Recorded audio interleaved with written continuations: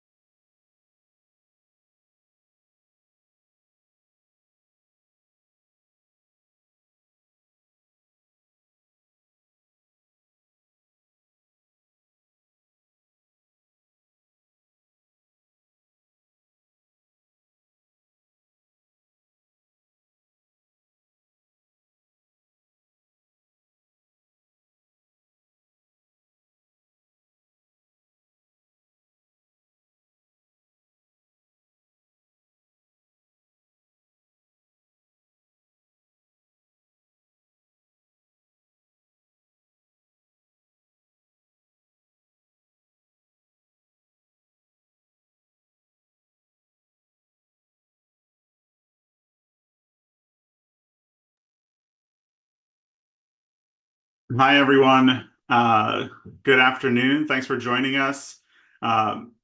We are 21, or rather 20 days from the election, so really appreciate everyone joining for this community and partner briefing of Indian American Impacts Fund South Asian voter poll. Want to introduce myself. My name is Chintan Patel. I am the Executive Director of Indian American Impact Fund. As many of you know, Impact Fund, we're an organization dedicated to increasing representation for Indian and South Asian Americans across the country, up and down the ballot. Obviously, we have a very exciting race for president this year with the potential to elect the first Indian American president that we'll talk a little more about, but also candidates down ballot, everything from offices for school board, county commissioner, state legislature on up. And the other core mission that we work on is to recording in progress. To mobilize the South Asian vote in our elections, because our community can and is the key margin of victory in critical races in battleground states, battleground districts across the country. So today we're excited to share results from the first of its kind South Asian voter poll. Afterwards, we'll also share a little bit more on what Impact's plans are for the final 3 weeks and how this polling results are going to continue to drive our work as we head towards November 5th. At the conclusion, we'll also have time for Q&As. Please share any questions you have in the chat throughout. Tyra, can we go to the next slide? So one of the most exciting things that we've seen over the last few election cycles and over the last decade is that the South Asian electorate is the fastest growing electorate in many states, specifically battleground states. And Indian Americans now are the largest Asian-only group in America. Specifically in these battleground states that we tested in this poll, Arizona, Michigan, Pennsylvania, North Carolina, and Georgia, we have over 400,000 eligible South Asian voters in these states, and they can and will be the decisive margin of victory. For example, in a state like Georgia, where in 2020, the president and the vice president won the state with just about 11,000 votes, there are nearly 100,000 South Asian voters in the state, and they're going to be the critical margin of victory. So we wanted to understand the viewpoints of South Asian voters, and that's why we did this poll. But I also wanted to acknowledge the work that has come before in terms of AAPI data, and API Vote has been doing national surveys over the last few years and last few election cycles that has been so invaluable in helping us put this together as well. But never has there been a poll like this focused exclusively on South Asian voters, specifically in battleground states, and looking at the presidential election. So the goals of the poll were sort of threefold. We wanted to understand the voting preference, first and foremost, of South Asian voters and their motivation to vote. We also wanted to understand the issues that matter most and what's going to move the votes come November, as well as understand the community's views on Vice President Harris and her policy proposals. So without further ado, I want to introduce Nisha Jain, who's a partner at GBAO, who conducted our polling.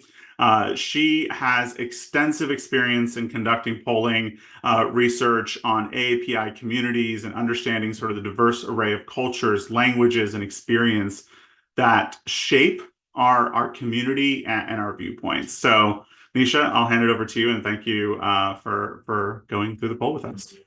Thank you for the introduction. As Chintan mentioned, my name is Nisha Jain. I am a partner at the polling firm GBAO. We conducted the South Asian voter poll back in September, from September 16th through 22nd. The sample size is 600. We called voters off a voter file and screened them for ethnicity. Next slide. Continue. We started with, what is your party identification? Are you Dem, Independent, Republican? South Asian voters are overwhelmingly Democratic leaning. Their 46% said they were Democrats and 9% Republican, but 4 in 10 identify as independents. When we asked independents, which party do you lean towards? Dem and lean Dem, independent lean Dem rises to 65, and about 20% say they are Republican or lean Republican. Looking at demographics on party ID, though, that there's one kind of notable difference is on gender. There's a wide gender gap on party identification. A majority of women are likely to say that they are Democrats. However, a majority of South Asian men are likely to say they are independent. Slide. This is a electorate that's very motivated to vote. Nearly 3/4 say that they're extremely motivated to vote. So we ask, how motivated are you on a 0 to 10 scale? And, nearly 3/4 at the very top of that scale. Democrats within the community are even more motivated at 83% compared to independents and Republicans at 62 and 63. There is a difference in age, as we see with voters more broadly. Voters under 40, only 59% say they're extremely motivated compared to 79% for 40 plus. But this is largely from younger non-Democrats. Younger Democrats are very motivated to vote. The top issues for this community are, we asked, what's the most important to your vote in the election for president? It's inflation and the economy is number 1, and number 2 is abortion. These are the top, priorities. Kind of the next tier we find is foreign policy, guns, and healthcare. We don't specify specifically anything in terms of foreign policy. Kind of lower tier are immigration, taxes, and crime, often things people associate with what our community might care about, but relative to kind of the economy, abortion, these are much lower. Abortion in particular is very much key for Democrats. That's their top issue. 26% say that's their top issue, as well as for second-generation South Asians and women. 25% of second-generation South Asians say abortion is their top issue, and that's 26% for women. But by and large, across most groups, inflation in the economy is the number 1 issue. Delving into foreign policy specifically, we asked a question about Gaza. What should the U.S. prioritize in the conflict between Israel and Hamas in Gaza? Is it the addressing the humanitarian crisis in Gaza versus securing the release of Israeli hostages, are both equally important? A plurality say both are equally important. I think there are oftentimes folks think our community may lean one way, but the plurality believe both are equally important, very similar to kind of how Harris is talking about this issue as well. And that's true for Democrats, independents, first generation South Asian voters. It's a little bit more divided among second generation South Asian voters, which tend to be younger. And just to give you a sense of the size of what first generation, that means, born outside of the United States, it's about 70% of the South Asian electorate. Second generation makes up about 30% of the electorate. As we noted, abortion is a really important priority, and this is an electorate that is heavily pro-choice. 76% of South Asian voters say abortion should be legal all or most of the time. Only 16% say illegal all or most of the time. And that's, majorities of South Asian Democrats, independents, and Republicans are pro-choice, as well as women and men. Now getting to the presidential race. We measure the favorability of those at the top of the ticket, the parties, as well as Usha Vance. And we find, Harris, Walz, the Democratic Party are extremely popular with South Asian voters, unlike their counterparts, Trump, Vance, and the Republican Party. Usha Vance, though, like her husband and the Republican Party, more folks are likely to think she is, or have an unfavorable view over a favorable view of her. The 40% of the electorate is not even knows her well enough to rate her. Harris's strength, it comes from not only Democrats, but independents as well. She's very popular with both. And even a quarter of Republicans give her a favorable rating. And she's somewhat similarly popular among first and second generation voters. We asked how folks would rate Harris on a variety of traits, like how well do these describe her? Hard work, that she values hard work and will stand up for the middle class, are some of the best descriptors of Harris.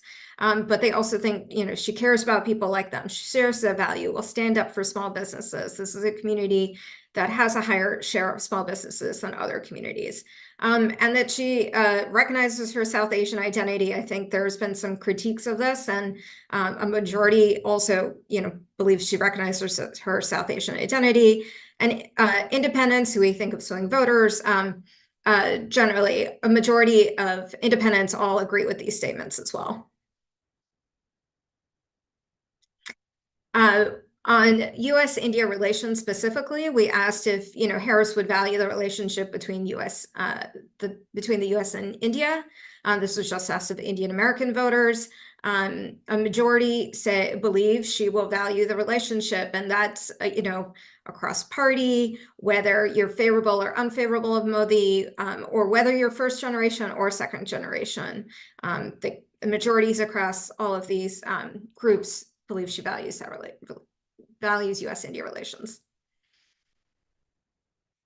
Now, what you all really want to know, the initial vote with the South Asian community, Harris leads 68-20.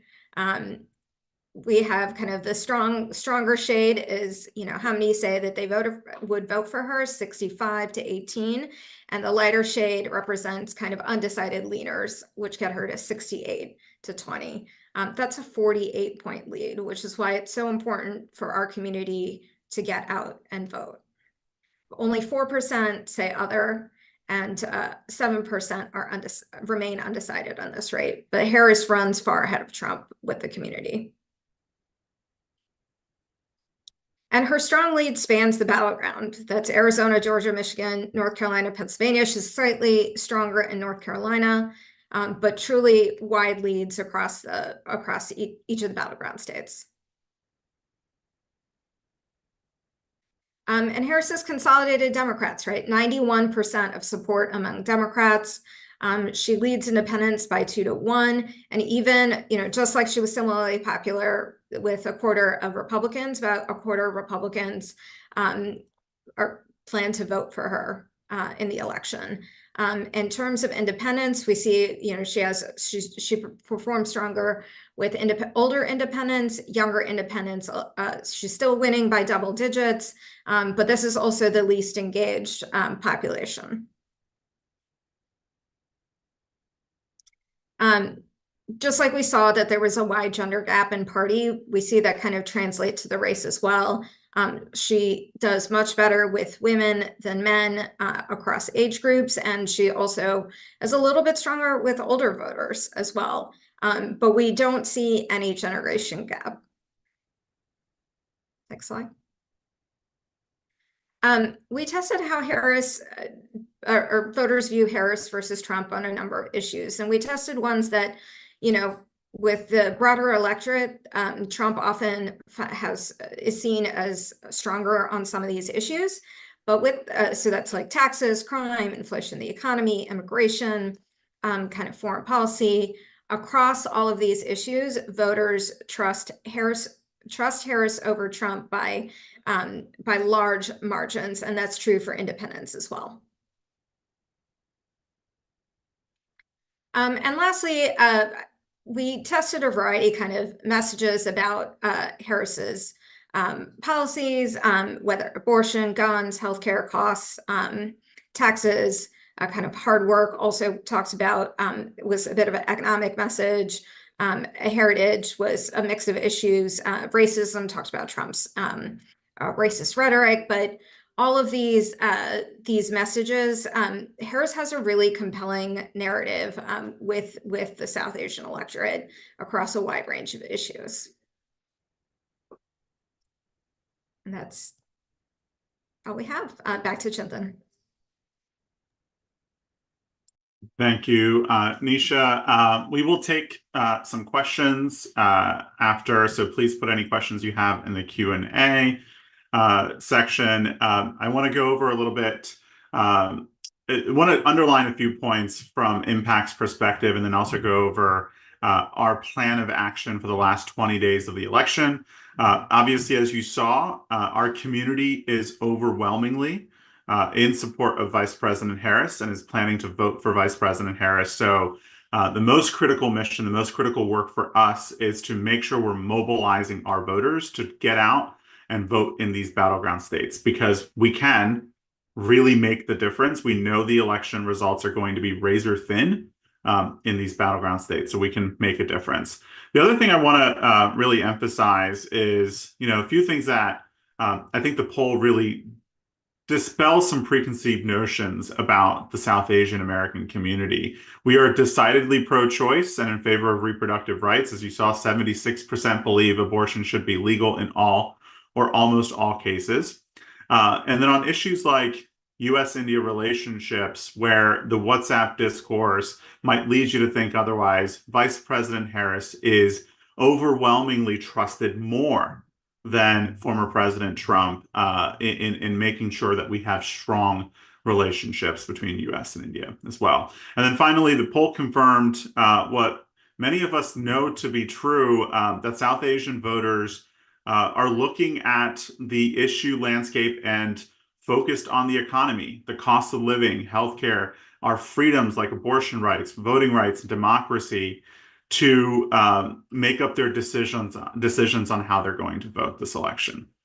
So what are we going to do? We have 20 days left. In terms of the work we're underdoing right now, we have launched last week, many of you may have seen, we've launched a $3.5 million campaign ad paid communications program. This is the largest program focused on South Asian voters and AAPI voters in these battleground states. We've partnered with Future Forward, which is the presidential super PAC, to help reach voters where they are, We're communicating in culturally competent messaging. We're communicating in language. We're communicating on channels and platforms and TV stations and radio stations where we know our community goes to consume media, so we can reach voters where they are and in messaging that is culturally resonant to them and on issues that are going to move them to vote. Additionally, we're also mobilizing artists, creators, influencers to really reach voters, young voters specifically, where they are on social media, Instagram, TikTok, etc. We're doing mail to, again, reach voters where they are in language, delivering the information they need to get out and vote before the election. And then we're on the ground. We're mobilizing, we're organizing, we are canvassing every week in Pennsylvania, Georgia, North Carolina, and Michigan. Over the last few weeks, we've been holding larger, bigger day of actions. You'll see some of the pictures from these in places like North Carolina and Georgia and Michigan. We have a major day of action coming up in Pennsylvania this coming Sunday. We'll be joined by Congresswoman Pramila Jayapal, among other special guests. And we are galvanizing our community to not just vote, but to volunteer. We are seeing so many first-time volunteers who are coming out, going to their neighborhoods, knocking on doors, talking to South Asian voters, talking to AAPI voters, and telling them why it's important, and from a personal standpoint, that we should all turn out and vote for Harris. In addition to sort of the canvassing efforts that we're underdoing, we are also have regular phone banks. I believe we have 4 phone banks running every week, calling voters directly. We are text banking, specifically on WhatsApp, where we know our community is more prevalently present. So we're text banking on WhatsApp. We have volunteers who have sent over 50,000 postcards to South Asian voters, making the personal connection, making the personal case for why it's important to go out and vote.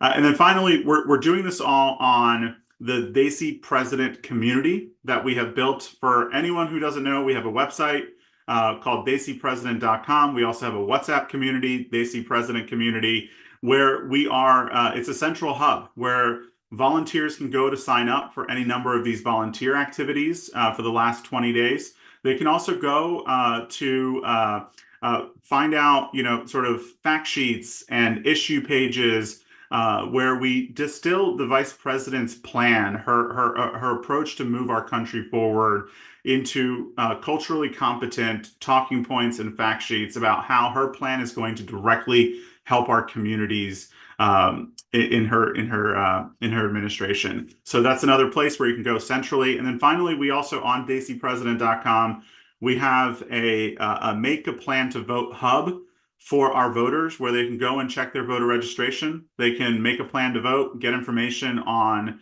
what states have early vote, what are the rules, what do you need to bring, all of that information. So desipresident.com is where we're organizing and mobilizing our volunteers and our community to go out and make an impact and get your friends, your neighbors out to vote on November 5th. So we will take questions for anyone who has. Please drop them in the chat. Sarah, our colleague, will help us work through some questions that Nisha and I are happy to answer. Great. Thank you all. Keep the questions coming. We will do our best to get to as many as we can. Nisha, we'll start with you. There are a couple of definition questions. So the first one, which populations are included in South Asian? Yeah, so we screened for Indian, Pakistani, Bangladeshi, Nepali, Sri Lankan, and Bhutanese. Thank you. And then another definition, who is first generation American? If you came here as a student, worked green card, and then became a citizen, is that first gen? So first generation, we consider anyone born not in another country, and second generation is someone who was born in the United States. Okay, that's scrolling through. Yes, there are a couple of press requests for interviews. I will drop my email in the chat, or it's sarah@iaimpact.org. Feel free to reach out and we will make sure to schedule something or share follow-up materials. This question, Chintan, if you want to take it, though, I think it was largely addressed, but how does Impact plan to mobilize Indian Americans in New Jersey to swing the vote in battleground states? Yeah, so one of the ways what we're doing is specifically working to have volunteers from places like New Jersey, Maryland, New York. We have a couple of buses and carpools coming, for example, to Pennsylvania this weekend on Sunday, October 20th. We're going to have a big day of action. We're going to go out and knock on South Asian and OPI doors in northern Montgomery County. This is a critical county in Pennsylvania in terms of who's going to win this election. So please reach out to us if you haven't. You can sign up on dacpresident.com. We also have a mobilize page, but please drop, Sarah, drop our email address, our organizing folks, so that we can reach out. We'd love to get you plugged in on these efforts. Great. All right, let's go. There are a lot of good questions. Also, I will share updates. Some of you are sharing. Simi would like to share. There is a new South Asian phone bank in Arizona as well. Thank you to all leading on that effort. So we will add that to the dacpresident.com website. Also seeing some questions about organizing specifically in terms of bin phone banking. Where should I focus? Is there a particular state? Things like that. Really any of the battlegrounds. The ones we've been talking about today, our community can make the margin in any of them. And so we continue to encourage all of you to call into these states. The power of South Asians reaching out to South Asians cannot be overstated. Also quickly on the organizing front, yeah, all of the sign up links, there's a few questions about those, joining the Daisy President WhatsApp. You can do all of that if you go to daisypresident.com. In particular, daisypresident.com/volunteers. Okay, a couple of questions. Nisha, if you want to chime in from what we learned on the poll, and then Chintan can share as well. How much does Harris's status as a history maker, the first Indian American president, make a difference for voters? And then in that question, or well, separate but same person, also are the 400K plus figures for each of those states or total?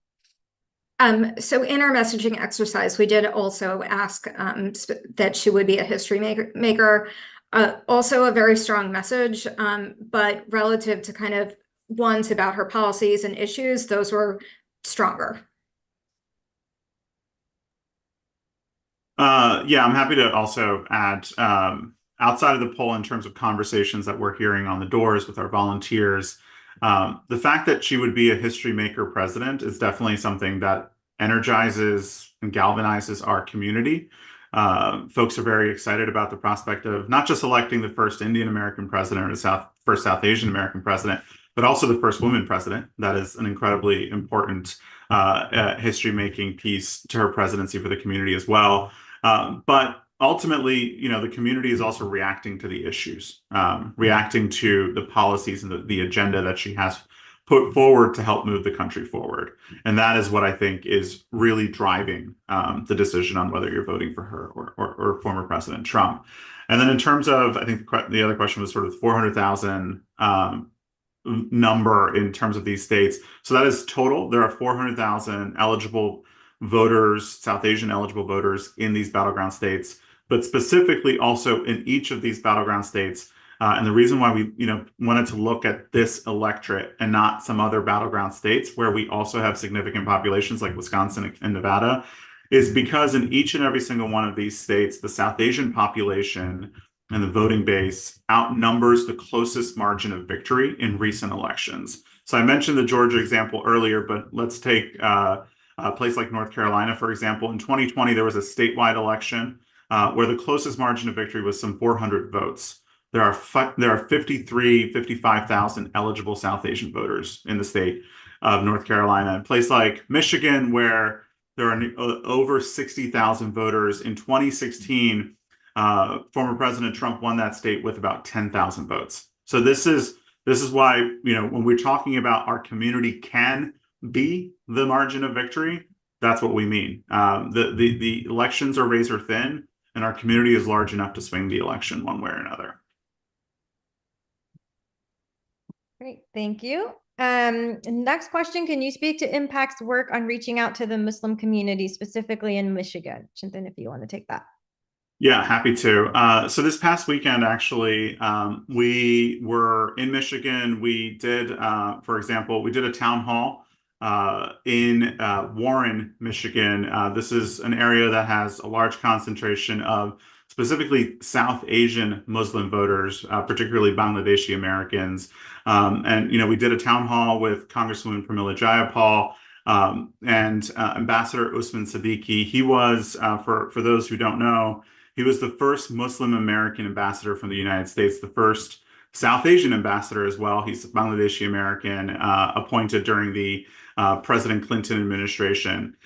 So we were there, Impact with Congressman Jayapal and Ambassador Siddiqui, talking directly with Bangladeshi American voters in Warren, where, again, there's a significant population of South Asian Muslim voters. Obviously, overall Muslim and Arab voters in Michigan are going to be critical to helping deliver the state. So we're working with groups on the ground to really communicate with the community, talk about the issues that are matter, talk about the contrast, right? One of the things that was so important for voters to learn and galvanize around and go back to the community and talk about is that, what we're talking about when we're talking about the threat of Donald Trump is something that is going to directly impact all of our families. He has a plan. If you're looking at Project 2025, and even before Project 2025, he put together the pieces in the first administration to identify and denaturalized citizens. And this would impact, right? I mean, Nisha mentioned 70%, I think, Nisha, is that right? Did I miss that number? Of South Asian Americans are first generation. I myself, I'm a naturalized citizen. So I am apparently on Donald Trump's target list for denaturalization. So this is something, being able to take sort of the threat of who Donald Trump is and what it's going to mean for our communities and directly engaging the voters and head on is so important. That's why we're in Michigan doing this work. We're working with folks like the Michigan Bangladeshi American Caucus to mobilize and have these communications. We'll be back up in Michigan. I know I didn't mention it when I stopped on the slide, but we're doing an additional day of action in Michigan during Diya TV weekend as well. Thank you, Chintan. We'll go back to Nisha on a poll question. Nisha, if you could remind folks how many were interviewed and is that statistically significant?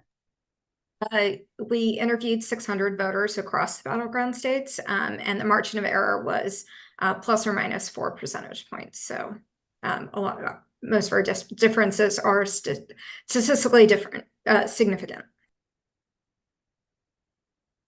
Okay. And then, Chintan, there's a couple questions about South Asian voting rates relative to other groups done in 2020. Yeah, so this is, obviously it's not consistent across the board in every state. We've seen the South Asian electorate go from actually a community that had pretty historically low voting rates to incredible improvement over the last few election cycles, particularly in 2020. We saw some of that come down again in 2022, but this is why the work is so important in terms of being able to mobilize. In 2020, Impact ran a specific mobilization program to help in the Senate runoff elections in Georgia, targeting South Asian voters and AAPI voters to help get that turnout that we saw in the November elections in 2020 to stay close to that historic levels. And we were able to do that through very intentional canvassing, door knocking, paid comms program. And that's what we're trying to sort of obviously take to a larger scale in terms of the states we're working in this year. But that is, it's a really good question. We've seen the rates go up, but it's not a given. we have to put in the work to make sure that we can have, historic turnout this year from our community. All right. And then, Chintan, also a question for you. If you can give some background on Impact, who founded it, how old are we, who's running it, why was it created? Some, I think, historical context. Yeah, definitely. So Impact as an organization started in 2016 by our founder, Deepak Raj, who is still very much involved. He's from New Jersey. He founded Indian American Impact in 2016 because there was this critical need. Back in 2016, if you sort of took a look then, there were less than 50 South Asian elected officials across the country. There was one member of Congress, Congressman Omi Bera, was currently a member of Congress, and there were, I believe, half a dozen or less state legislators across the country. So that was the need.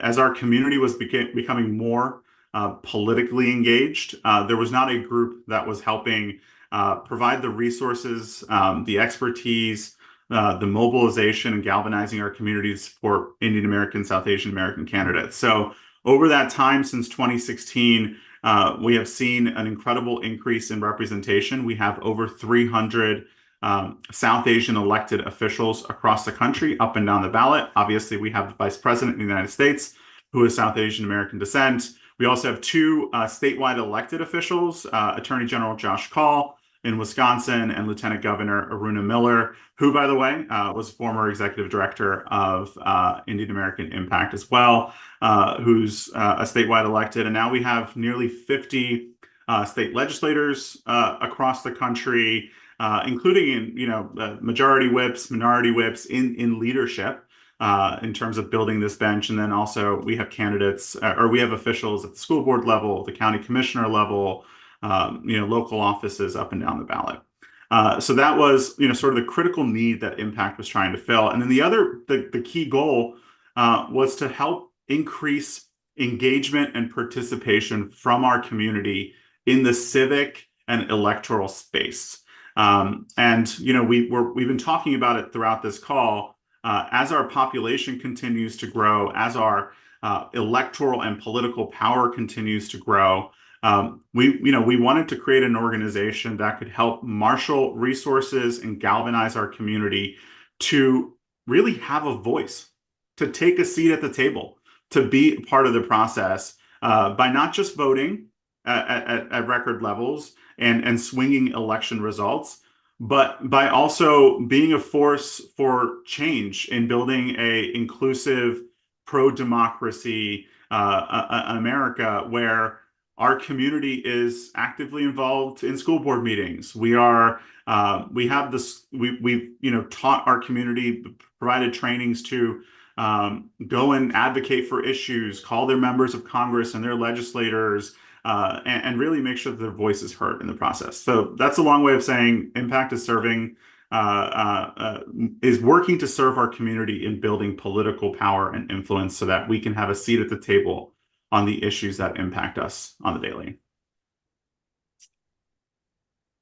Thank you. We've got time for a couple more. Okay, so there's a couple of questions about, this has been about the presidential level. There are critical races in the Senate and U.S. House. How is Impact supporting? Thank you. Sorry. So you're absolutely right. We have critical races across the board, up and down the ballot. One of the incredible opportunities actually is that Impact is also working to help elect 2 new members of Congress this year.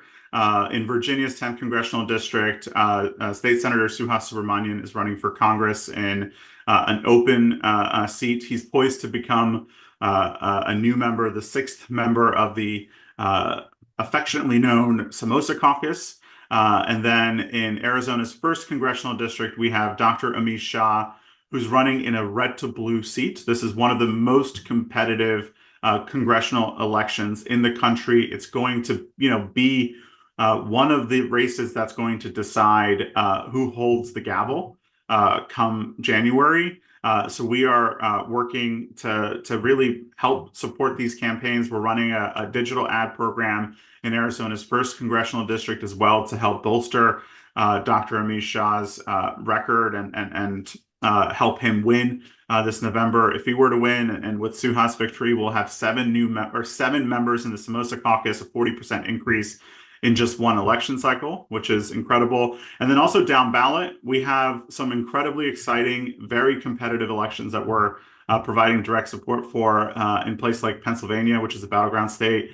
As we know, Anna Thomas is running in one of the most competitive state legislative seats. Pennsylvania State House is a one-seat majority. So her district is going to be critical in making sure we can hold that majority. There's also an incredible candidate, Ashwin Ramaswamy in Georgia, who's running in the most competitive state Senate district in that state. So we're, directly providing support for those races.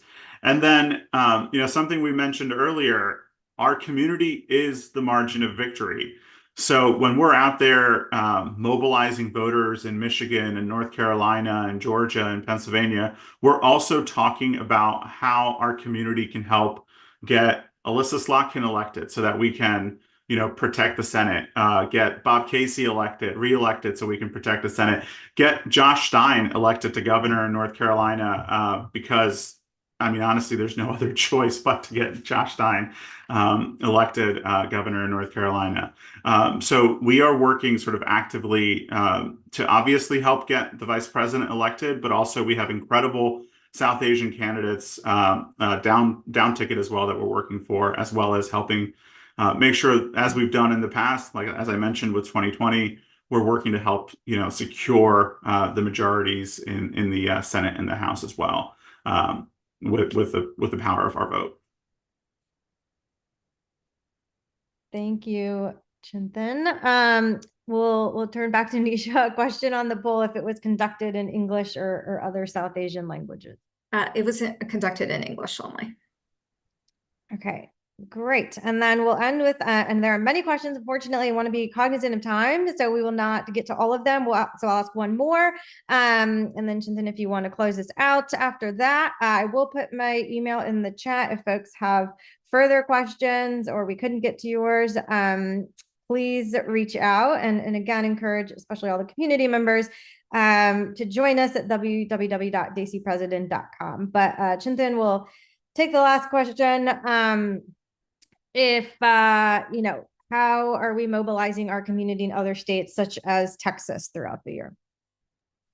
Yeah, that's a fantastic question because Texas is one of these states that is, on the horizon of going from red to purple, hopefully to blue. But our community is going to hold a significant sway in what happens in Texas electorally over the next few election cycles.